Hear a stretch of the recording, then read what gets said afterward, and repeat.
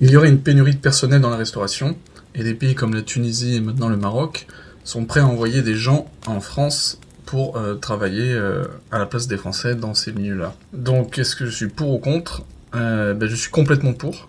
Si bien sûr le contrat qui fait venir ces gens-là est bien défini et que ce ne soit pas une passerelle pour l'immigration. Il y a des gens qui sont choqués parce que on fait venir des personnes pour faire le sale travail que les Français ne veulent pas faire. Il y en a qui emploient le terme d'esclavagisme en employant voilà, des gens entre guillemets qui viennent de pays pauvres pour faire voilà, le travail que nous on veut pas faire.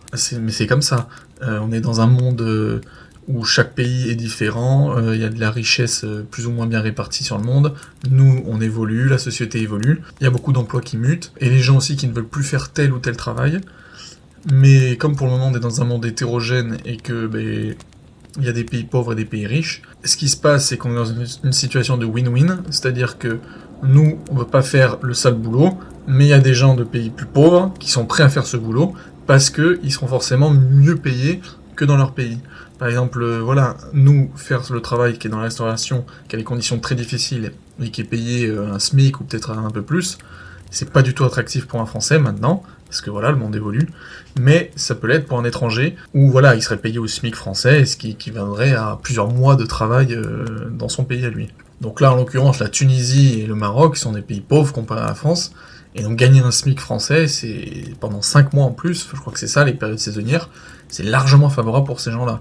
Après, il y a peut-être un problème à régler, c'est le problème du loyer, effectivement, parce que s'ils sont en France pendant cette période-là, ils vont devoir se loger, manger, etc. Donc c'est vrai que les loyers, ça coûte assez cher, donc ce qu'il faudrait, c'est aménager comme les appartements étudiants, mais pour les travailleurs saisonniers étrangers, où ils vivraient à côté de leur lieu de travail, et où le logement serait beaucoup moins cher.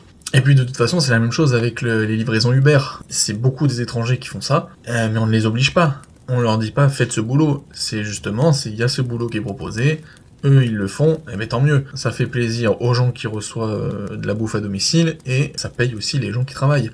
Après qu'on dise oui pour les trucs de misère, etc., j'ai l'impression que les gens ils ont découvert l'eau tiède. Il y a des gens qui disent oh là là, mais oui, mais c'est de l'esclavagisme, ils travaillent dans des conditions difficiles, pour pas cher, mais les gens qui disent ça sont des gros abrutis. Parce qu'à part rester dans leur télé, dans leurs médias et être bien payés, en fait, travailler beaucoup pour une misère, c'est le quotidien de la majorité des Français.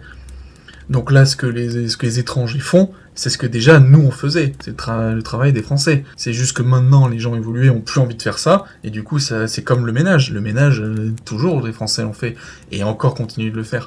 Mais effectivement, il y a beaucoup d'étrangers qui se mettent à faire ça, il y a des étrangers qui se mettent aux livraisons Uber, et là, il y a des étrangers qui, maintenant, feraient de la restauration. Mais enfin voilà, en même temps, ça vous arrange, à ces gens-là là, qui disent que oh là, c'est de l'esclavagisme. Ils vont bien continuer d'aller au restaurant, donc ils seront bien contents d'avoir des serveurs. Et puis aussi, c'est la même chose avec la Suisse, en système inversé. C'est-à-dire que c'est nous, les Français, qui sommes pauvres par rapport aux Suisses, et du coup, les travaux payés au SMIC suisse, c'est équivalent à un gros salaire français.